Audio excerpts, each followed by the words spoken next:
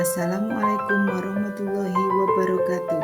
Perkenalkan, saya Rika Ramawati, calon guru penggerak angkatan 9 dari SDN 1 Kedung Bendo Kecamatan Arjosari, Kabupaten Pacitan. Saya akan memaparkan aksi nyata modul 1.4 tentang budaya positif. Perkenalkan, beliau adalah fasilitator dan pengajar praktek saya, yakni Ibu Usrotul Hasanah dan Ibu Ani Fitriani, yang sangat saya banggakan karena selalu membimbing dan memotivasi saya. Berikut ini adalah rancangan tindakan untuk aksi nyata saya. Yang pertama adalah latar belakang. Penerapan budaya positif di sekolah merupakan salah satu upaya peningkatan kualitas pendidikan nasional. Penerapan budaya positif ini tidak bisa dilakukan tanpa dukungan dari semua elemen yang ada di sekolah. Dengan penerapan budaya positif ini, diharapkan dapat mewujudkan visi sekolah dan membentuk karakter murid dalam mengimplementasikan nilai-nilai profil pelajar Pancasila. Adapun tujuan dari aksi nyata saya adalah 1. Menumbuhkan budaya positif dengan kesepakatan kelas. 2. Mengembangkan nilai-nilai profil pelajar Pancasila pada diri murid dalam kegiatan pembelajaran. 3. Melakukan kegiatan pembiasaan murid untuk mengimplementasikan nilai-nilai profil pelajar Pancasila. Tolak ukur keberhasilan dari aksi nyata saya adalah murid mampu membuat kesepakatan kelas untuk dipasang di dinding kelas dan ditaati. Murid dapat mengaplikasikan nilai-nilai profil pelajar Pancasila secara sadar dan berkesinambungan dalam proses belajar. Murid terlibat aktif dalam kegiatan sekolah dengan secara sadar mengamalkan nilai-nilai profil pelajar Pancasila sehingga tercipta pembelajaran yang menyenangkan dan berpihak kepada murid. Selanjutnya, lini masa tindakan yang dilakukan adalah 1. Sosialisasi kepada seluruh warga sekolah meliputi pendidik dan tenaga kependidikan terkait disiplin positif. 2. Melakukan koordinasi dengan rekan sejawat. 3. Sosialisasi kepada murid. 4. Guru memfasilitasi peserta didik untuk membuat kesepakatan kelas. Kesepakatan kelas yang telah disepakati dipasang di dinding kelas. 5. Menerapkan konsep budaya positif di sekolah. 6.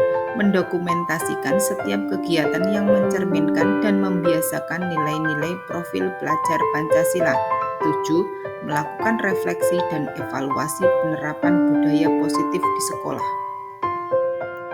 Adapun dukungan yang dibutuhkan adalah yang pertama, sumber daya manusia, yaitu kolaborasi seluruh warga sekolah sebagai role model atau teladan bagi peserta didik dalam menanamkan budaya positif di lingkungan sekolah, serta partisipasi aktif dari orang tua di rumah dalam membiasakan budaya positif di lingkungan rumah.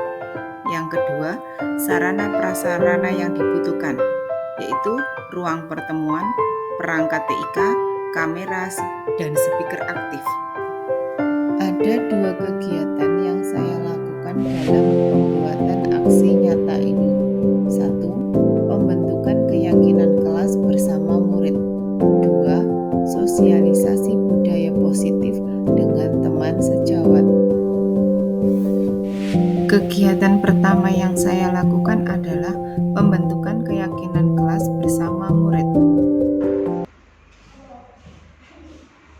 Jadi begini, ini nanti kita membuat kesepakatan berdasarkan apa yang menjadi apa ini tadi? Keluh kesah dari sebelah anak, iya enggak? Jadi ada yang tidak piket, ada yang masuknya terlambat, terus ada apa lagi? Ya, nanti kita buat kesepakatan yang nantinya kesepakatan itu menjadi keyakinan kamu. Bisa nggak?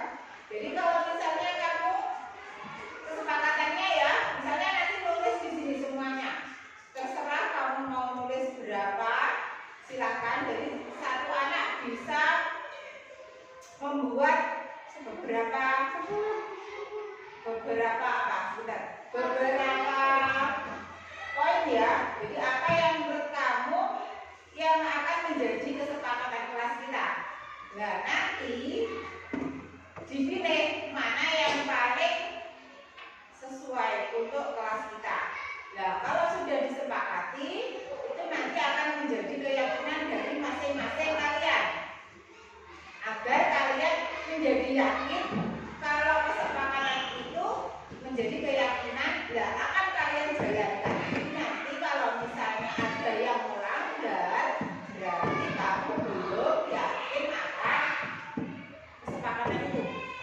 Ya, kalau sudah yakin, berarti kalian nanti akan selalu menjalankannya. Paham? Jadi nanti kalian bisa menulis di sini. Kalau misalnya kurang, bisa minta lagi. Ini Bunda kasih 2 dulu, ya. Terus nanti kita bahas sama-sama. Setelah itu nanti kita sepakati bersama yang akan menjadi keyakinan kamu dan tidak akan kamu langgar. Silakan, boleh 5, boleh ya. Ya, itu kan sudah di luar kelas. Ya, yang ada di kelas kita saja.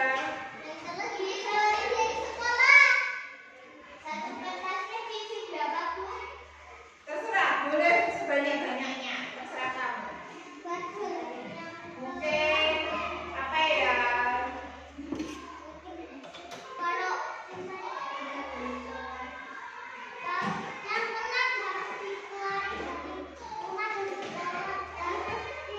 Tapi yang tidak makan minum saat pelajaran. Terus sama mungkin mendengarkan penjelasan dari guru. Bukan bisa toh tidak berbicara saat diajar. Boleh.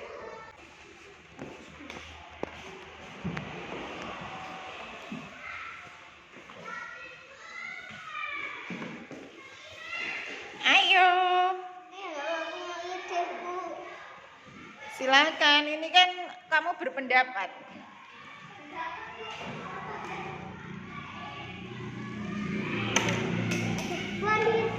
Ya. Amit.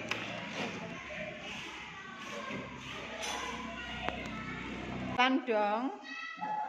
Ditempel aja. Ayo.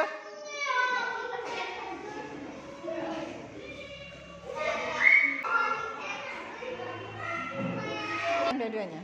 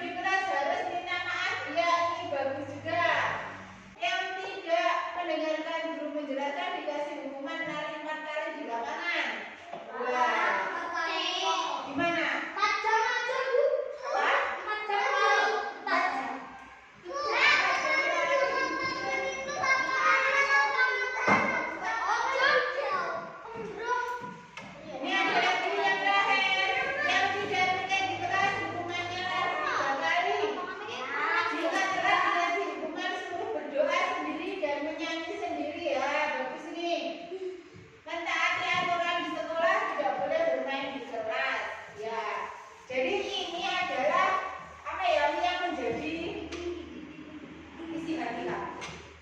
Sekarang coba kalian sepakati mana, tadi kan sudah Burika sebutkan ya. Lalu kalau misalnya kalian mau lihat lagi, mana coba dari kalian semua ini mana yang akan menjadi kesepakatan kelas? Boleh silakan dari ini referensi teman-teman kamu. Kamu tulis mana saja yang akan menjadi kesepakatan dan keyakinan dari kalian. Ada? Oh, kita kamu yang membuat kesepakatan. Jadi kamu diskusikan dengan teman satu kelas. Siapa yang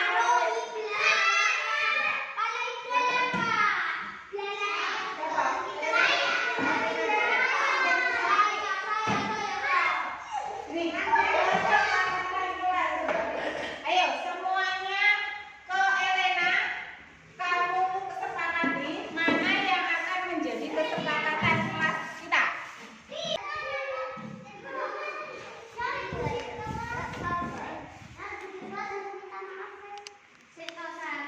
Mungkin ada yang lihat ke sana, mana toh yang akan kalian sepakati.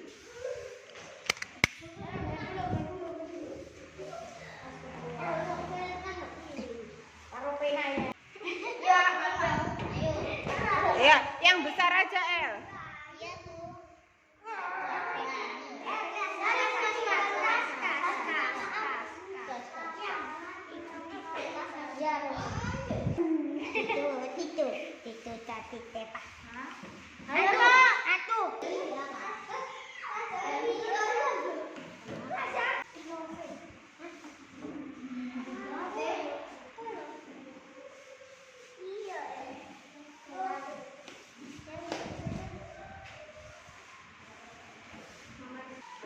Iya, menggantikan Burika itu tadi bagus itu tadi.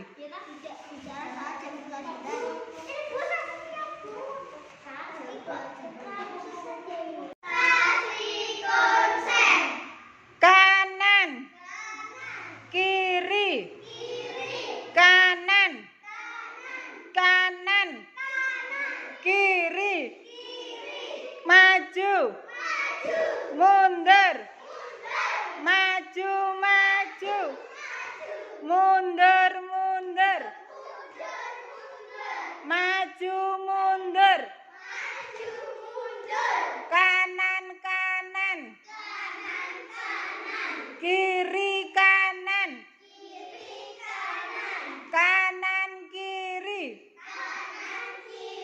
maju, mundur, mundur, mundur, maju, mundur,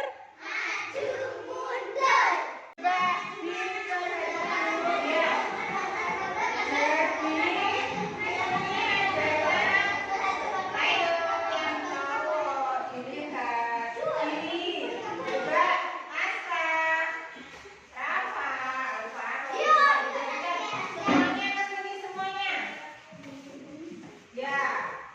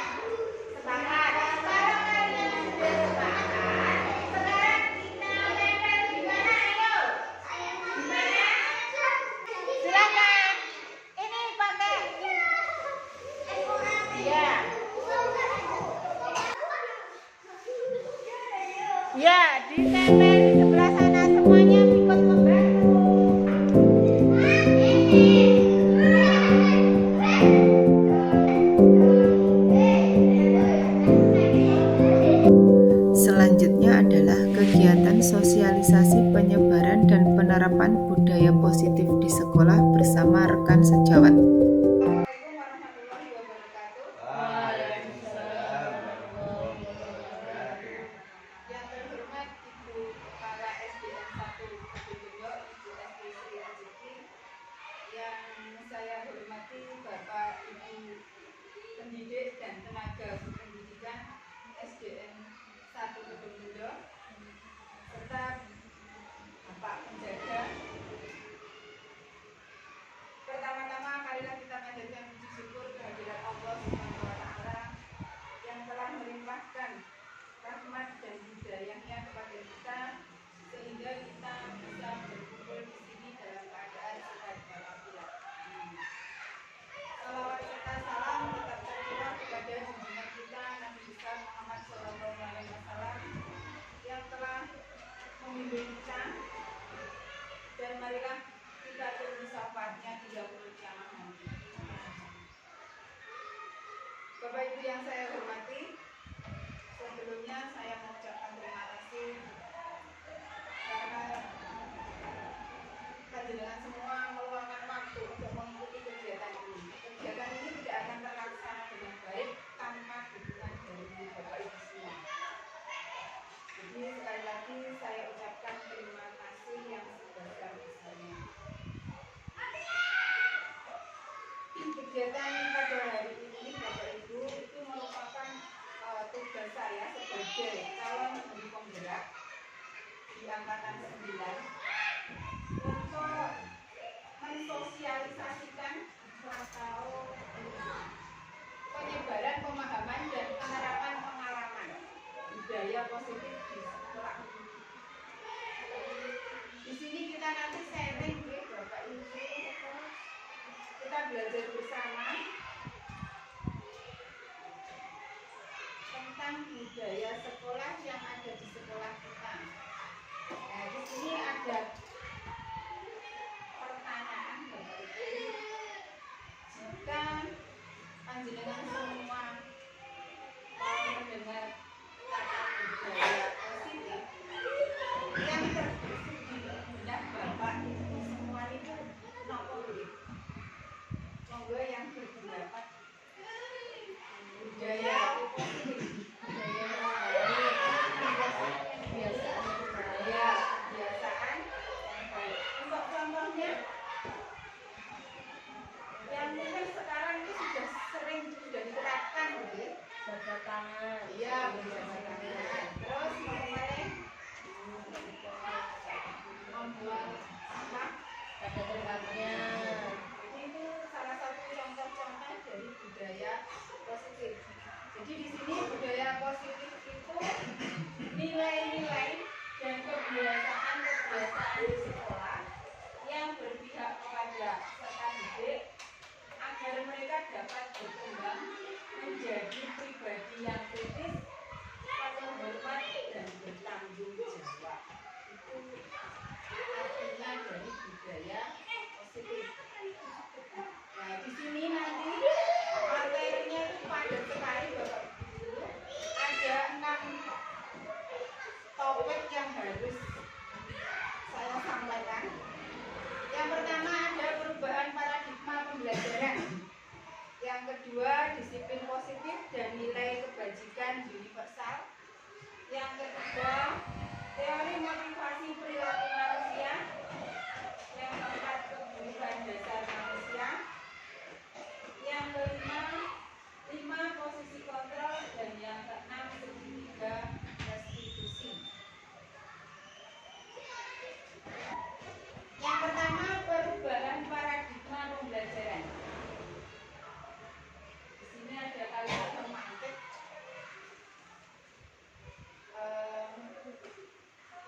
Nanti kita membayangkan Pak, Anda dan teman Anda akan melakukan kegiatan. Cobalah buka. Nanti kita praktekkan deh.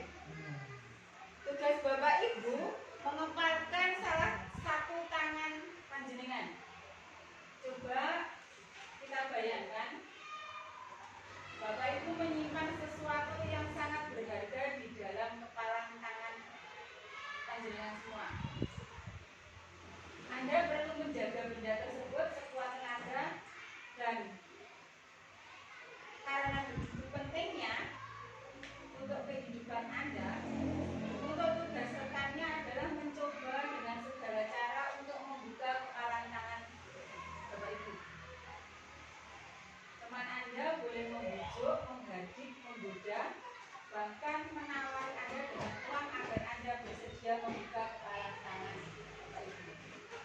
coba kita lakukan bersama-sama. Jadi mempraktekkan, jadi seolah-olah kita itu mempunyai sesuatu yang berharga yang harus kita jaga. Terus kalau misalnya ada bujuk rayu dari pihak luar, apakah kita akan membuka atau menutup, tetap mengepalkan tangan? Kira-kira apakah Bapak Ibu akan membuka kepalan tangan dengan bujukan dan godaan atau paksaan tersebut? Itu. Pak Kaulang. Oh, bukan ya? Iya. Iya. Iya. Jadi mungkin jawaban Bapak Ibu mungkin akan berbeda-beda. Bu Brenda, apakah akan terbujuk atau tidak? Tetap mengepalkan tangan? Tidak, terbujuk. Oh, tidak ada terbujuk. Ya. Atau mungkin bertahan atau menolak, ya? Iya. Ya. Di sini kita sendiri yang memegang kontrol atas kepalan tangan kita. Apakah kita akan membuka atau menutup kepalan tangan kita? Itu tergantung pada diri kita masing-masing sesuai dengan kebutuhan dasar kita saat itu. Ya, seperti Pak Haula tadi, tergantung. Jadi mungkin sesuai dengan kebutuhan yang masing-masing. Ini juga sesuai dengan filosofi dari Ki Hajar Dewantara. Peserta didik itu bukan tabula rasa. Semua anak terlahir dengan bakatnya masing-masing atau unik, memiliki budi pekerti. Tugas guru menuntun bakat tersebut agar anak tumbuh dengan selamat dan bahagia. Guru ibarat petani dan anak ibarat biji jagung.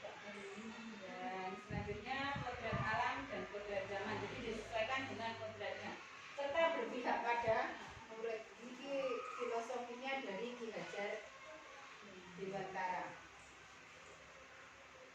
Jadi kesimpulan dari perubahan paradigma itu untuk membangun budaya yang positif di sekolah perlu menyediakan lingkungan yang positif, aman, dan nyaman agar murid-murid mampu berpikir, bertindak, dan mencipta dengan merdeka, mandiri, dan bertanggung jawab.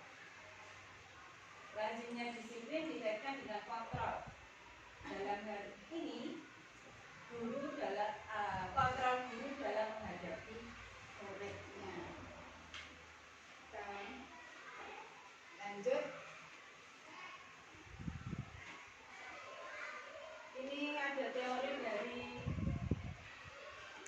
Dr. William Glasser tentang teori kontrol.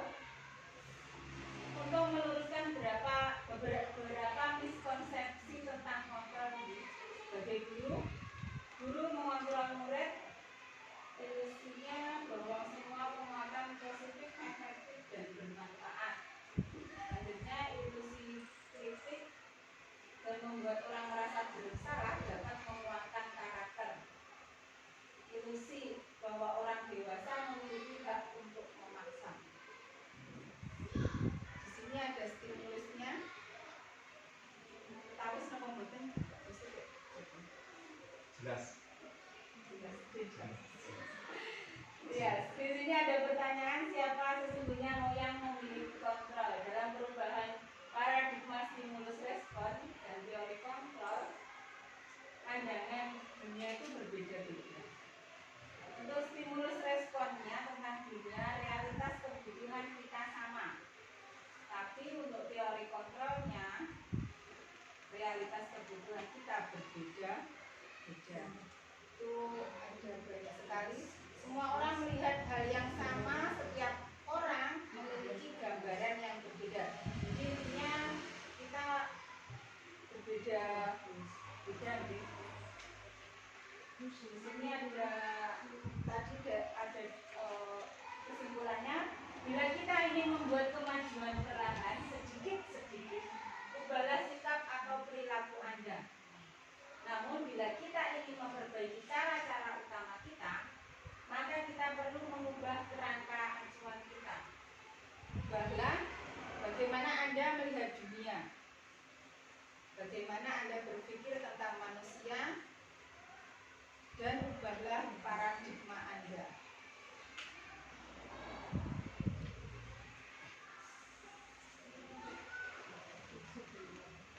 Untuk kesimpulan dari paradigma perubahan pembelajaran. Kita lanjut, oke. Ada disiplin positif dan kebijakan universal. Materi yang kedua.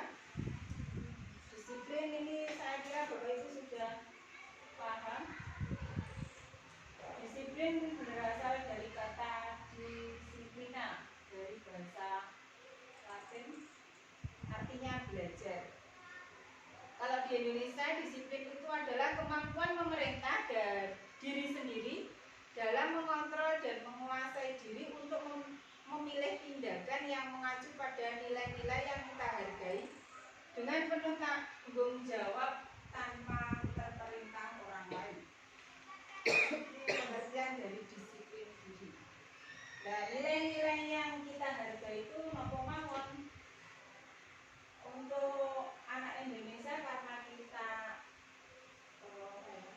jargonnya profil pelajar Pancasila, beriman dan bertakwa kepada Tuhan Yang Maha Esa dan berakhlak mulia.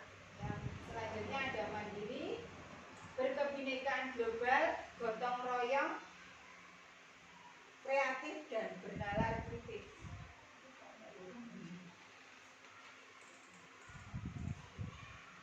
Namun dalam budaya kita, kata disiplin sering dikaitkan dengan tata tertib, teratur, dan kepatuhan pada peraturan.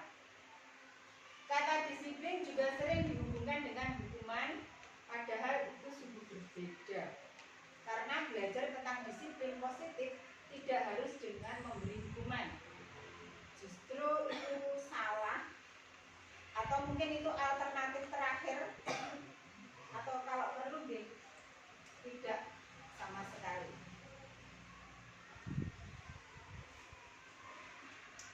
Ini disiplin dari Ki Hajar Dewantara. Kemerdekaan dalam konteks pendidikan kita saat ini atau untuk menciptakan murid yang merdeka, syarat utamanya dengan harus ada disiplin yang kuat. Disiplin yang dimaksud adalah disiplin diri yang memiliki motivasi internal. Jika kita tidak memiliki motivasi internal, maka kita memerlukan pihak lain untuk mendisiplinkan kita, atau yang disebut dengan motivasi eksternal, karena berasal dari luar.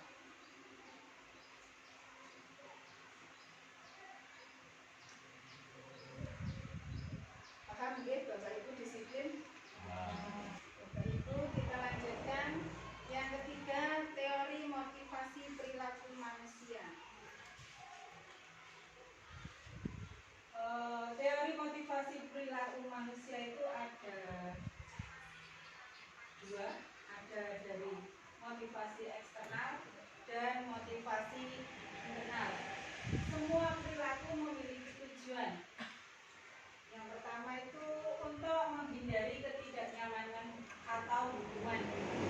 Yang kedua, untuk mendapatkan imbalan dari orang lain atau institusi. Itu termasuk motivasi eksternal.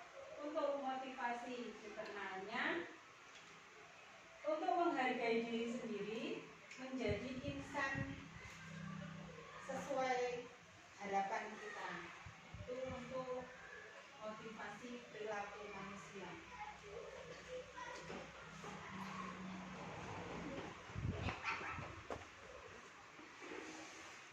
Hukuman dan penghargaan. Mengapa tidak peraturan saja? Mengapa harus keyakinan kelas? Di sini ada beberapa memiliki peraturan harus menggunakan helm bila mengendarai kendaraan roda 2? Jawabannya bagaimana? Safety. Apa? Keselamatan. Ya, keselamatan. Mau ada lagi? Oh, Polisi. Supaya tidak ditilang. tidak ditilang. Biar tidak panas. Oke, itu ya. Jadi yang kedua, mengapa kita memiliki peraturan 3M? Menggunakan masker, mencuci tangan, dan menjaga jarak. Covid, tidak tertular. Ya, tidak tertular, tidak kena COVID. Oke. Jadi jauh lah.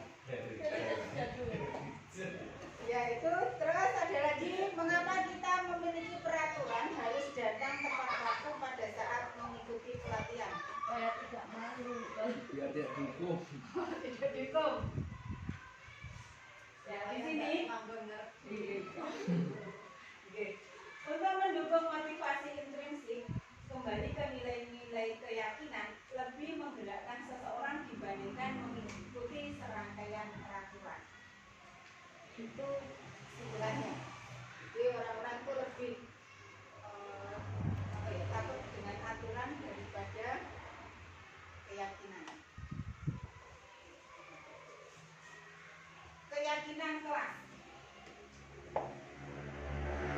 Ini yang terjadi di kelas adalah nilai-nilai kebajikan atau prinsip-prinsip universal yang disepakati bersama secara universal lepas dari latar belakang suku, negara, bangsa maupun agama. Keyakinan kelas menurut dosen adalah suatu keyakinan akan lebih memotivasi seseorang dari dalam intrinsik. Seseorang akan lebih bersemangat untuk menjalankan keyakinannya daripada hanya sekedar mengikuti serangkaian peraturan.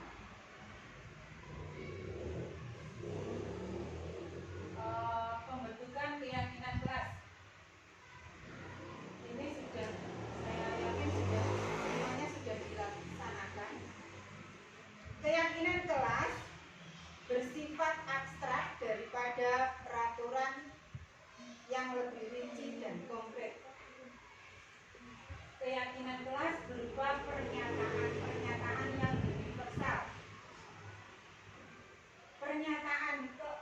Keyakinan kelas senantiasa dibuat dalam bentuk positif. Keyakinan kelas hendaknya tidak terlalu banyak sehingga mudah diingat dan dipahami. Terus selanjutnya, semua warga kelas sebaiknya ikut berkontribusi dalam membuat kegiatan kelas lewat curah pendapat. Terus selanjutnya, bersedia meninjau kembali keyakinan kelas dari waktu ke waktu. Jadi mungkin sesuai dengan kebutuhan murid, ya, Bapak Ibu. Selanjutnya, ini ada contoh beberapa peraturan kelas.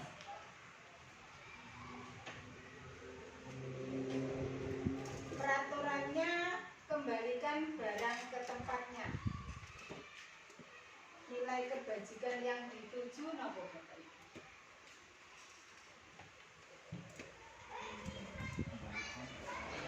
Kebiasaan.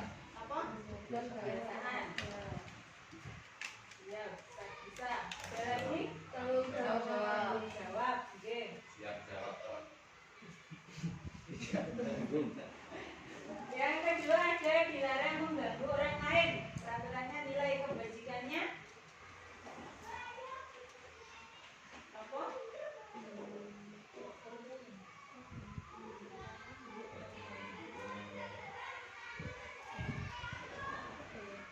Jadi ini ada jawabannya. Bukan orang lain. Jadi ada peraturannya selalu kembalikan buku di tempatnya itu tanggung jawab.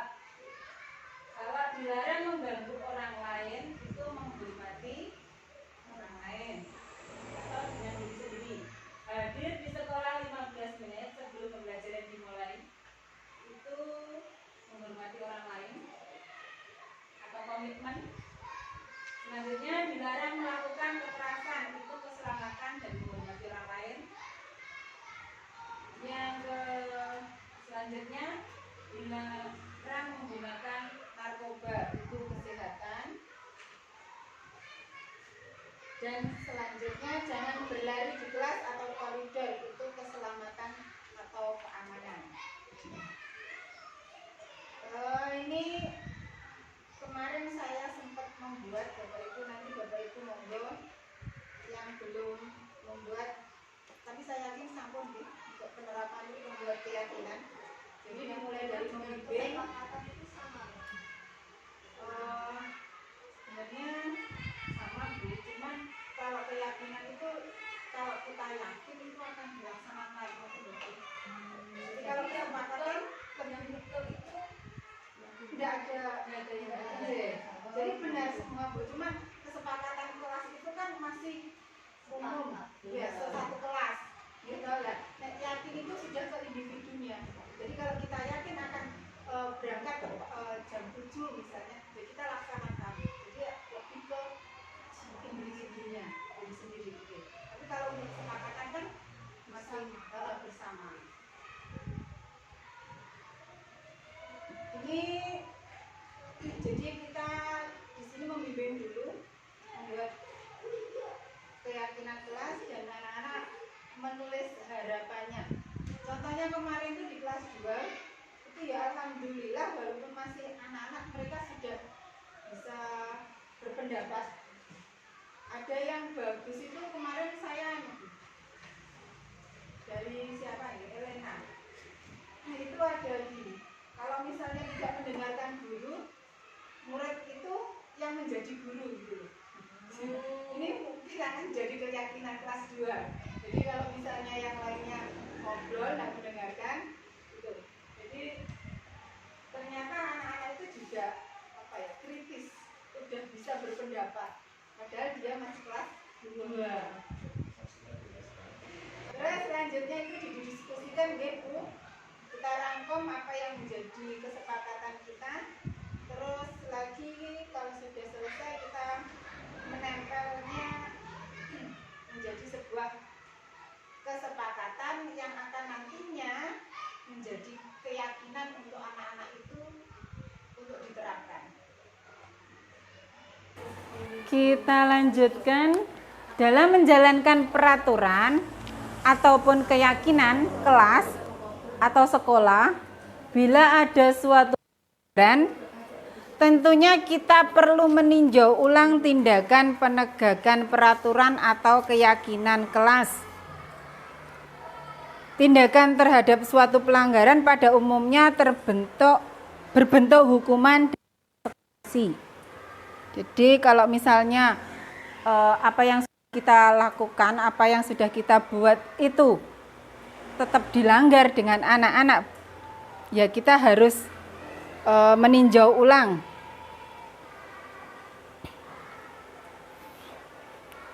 Di sini ada tindakan guru, hukuman atau konsekuensi Bapak Ibu.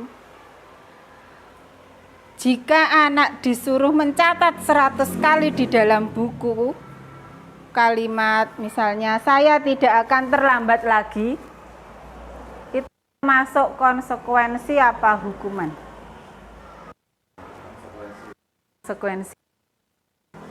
Kalau lari mengelilingi lapangan 2 kali karena terlambat hadir di sekolah, termasuk konsekuensi nopo hukuman. Olahraga. Lanjutnya ada membersihkan coretan yang dibuat di meja tulis. Hukuman apa konsekuensi?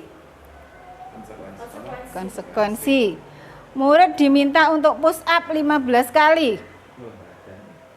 karena tidak menggunakan masker. Konsekuensi apa hukuman?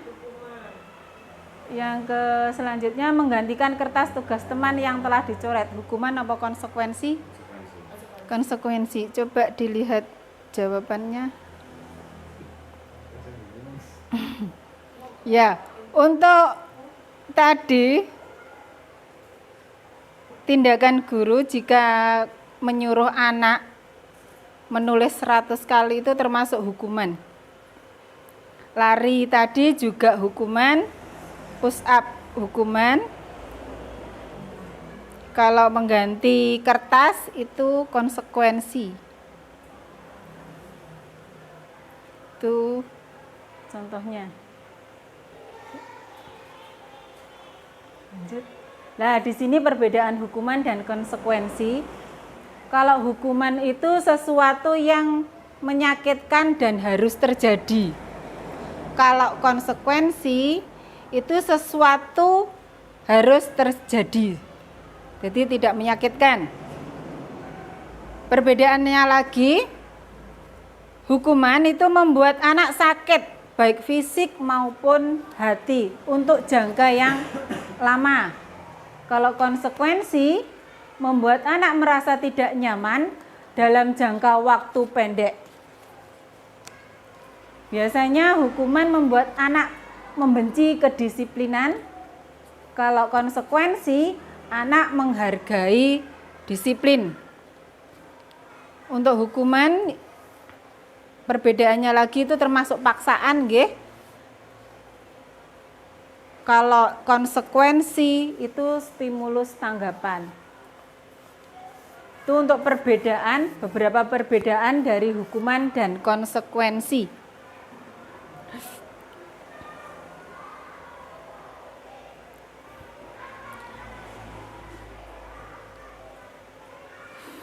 Ada pertanyaan Bapak Ibu?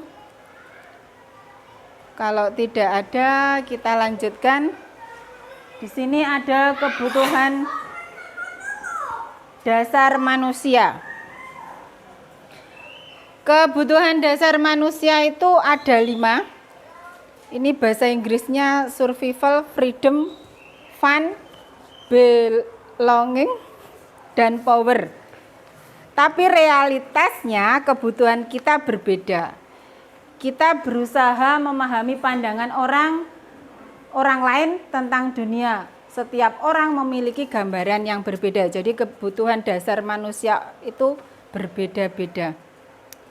Kalau survival itu nopo Pak Haulan? Apa? Nopo Mbak Riga?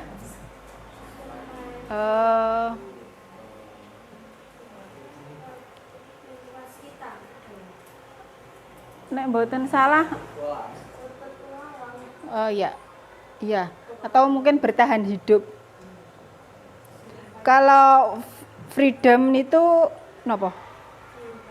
Ya, kebebasan. Fun itu kesenangan. Belonging itu ya, kasih sayang. Kalau power, kekuatan. Jadi itu 5 kebutuhan dasar manusia. Ini ada sedikit cerita. Bu Ambar, guru wali kelas 2A di SD Pelita Hati, sedang bingung menghadapi salah satu murid di kelasnya, Doni. Beberapa anak di kelas 2A telah datang padanya dan mengeluhkan Doni yang sering meminta bekal makan siang. Bekal mereka dengan paksa. Jika Bapak Ibu seperti Bu Ambar, apa yang akan Bapak Ibu lakukan? Dan menurut Bapak Ibu, kira-kira apa alasan Doni melakukan hal itu? Napa? Jadi ceritanya si Doni ini usil, nggih. Jadi sering membuat ulah, minta maafnya anak temannya. Lah, ini pertanyaannya, apa yang akan Bapak Ibu lakukan jika menghadapi situasi tersebut? Napa, Pak?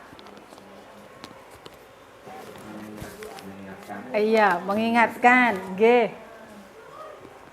Terus menurut panjenengan, kira-kira apa alasan Doni?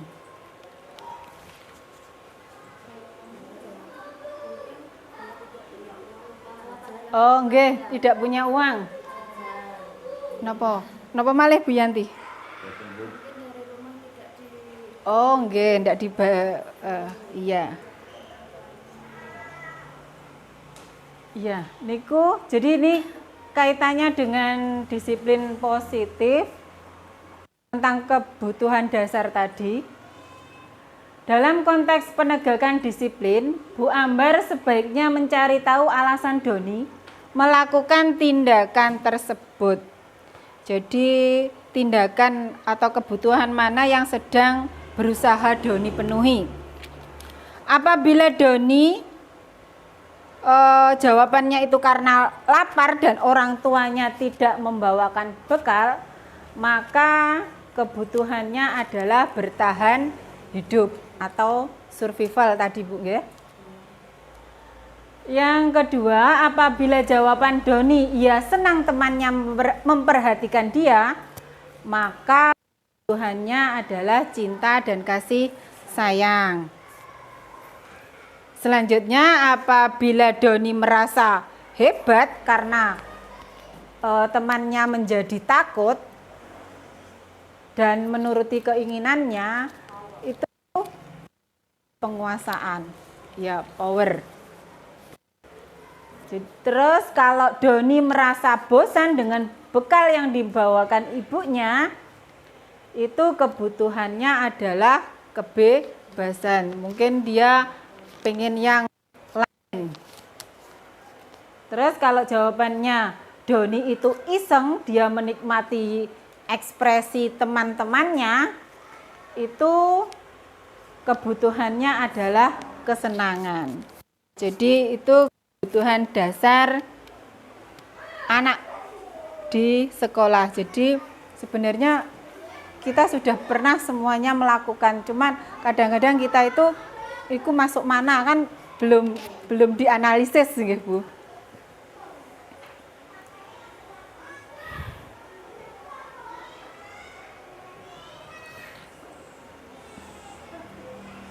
Kita lanjut 5 posisi kontrol. Ini ada 5 posisi kontrol kita sebagai guru. Yang pertama ada menghukum, membuat merasa bersalah, teman dan memantau, dan manajer.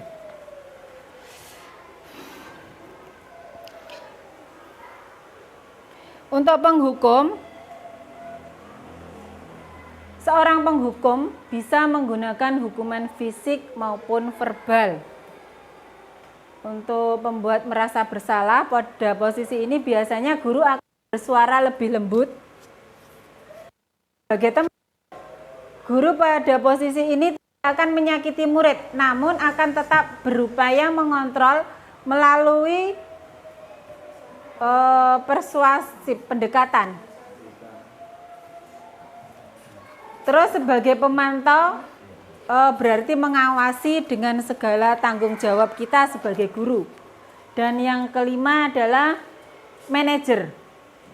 Posisi di mana guru berbuat sesuatu bersama dengan murid, mempersilahkan murid mempertanggungjawabkan perilakunya, mendukung murid agar dapat menemukan solusi atas permasalahannya sendiri. Jadi kalau menurut saya posisi kita sebagai guru itu di posisi manajer.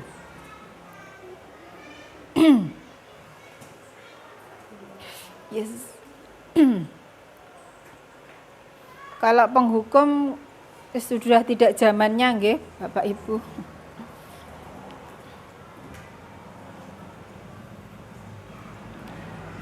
Kita lanjutkan ke segitiga restitusi. Ada yang perso segitiga restitusi niku napa, Pak, Bu?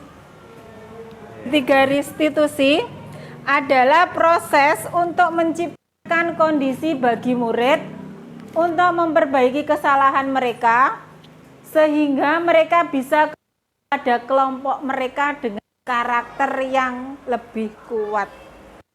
Jadi jika ini anak-anak membuat ini ada kesalahan nggih, misalnya ada anak salah, terus ini kita tahapan kita ciri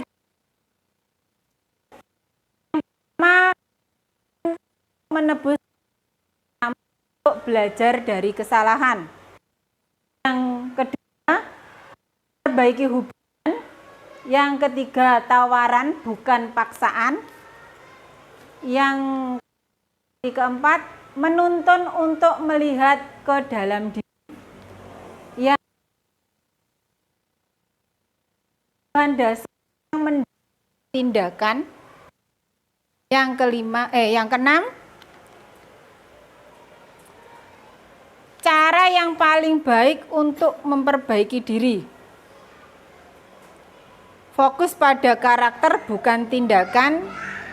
Fokus pada solusi dan mengembalikan murid yang berbuat salah pada kelompoknya. Jadi kita misalnya ada masalah nih, melalui si guru membantu murid menjadi memiliki tujuan serta memulihkan dirinya setelah berbuat salah. Melalui restitusi juga guru dapat membantu murid untuk jujur pada diri sendiri dan mengevaluasi dampak dari kesalahan yang dengan restitusi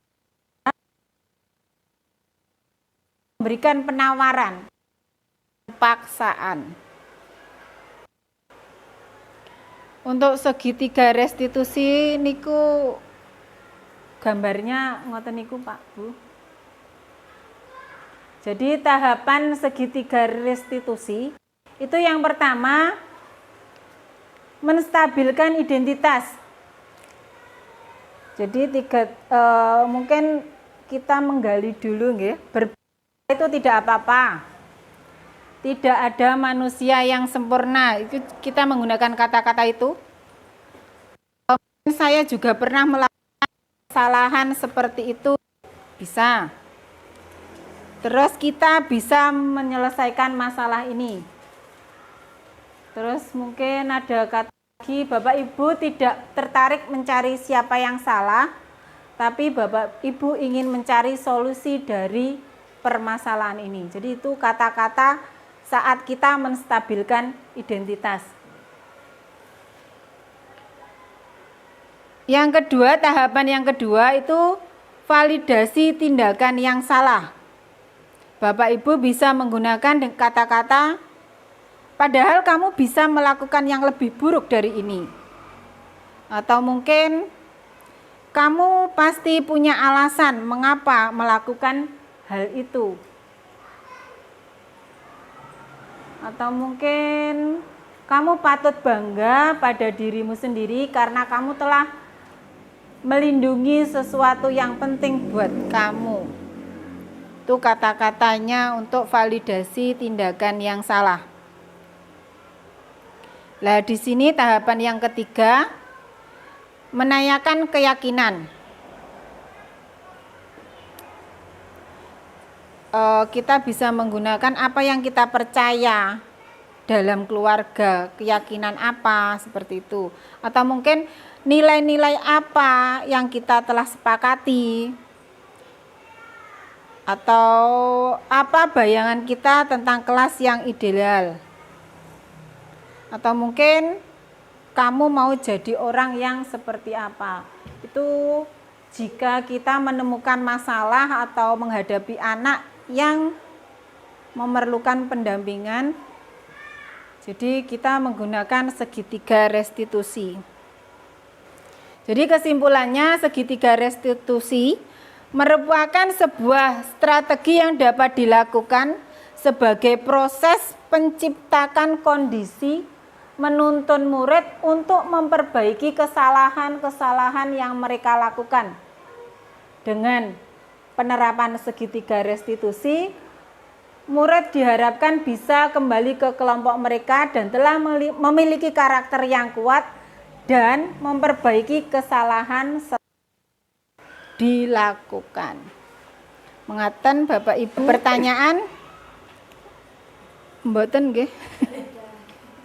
Nggih, terima kasih Bapak Ibu. Demikian garis besar dari materi sosialisasi budaya positif pada modul 1.4 yang kemarin saya pelajari di LMS. Saya berharap Bapak Ibu semua bisa menerapkan atau mengimplementasikan di kelasnya masing-masing agar budaya positif bisa terwujud di sekolah kita. Mekaten nggih Bapak Ibu. Terima kasih. Assalamualaikum warahmatullahi wabarakatuh.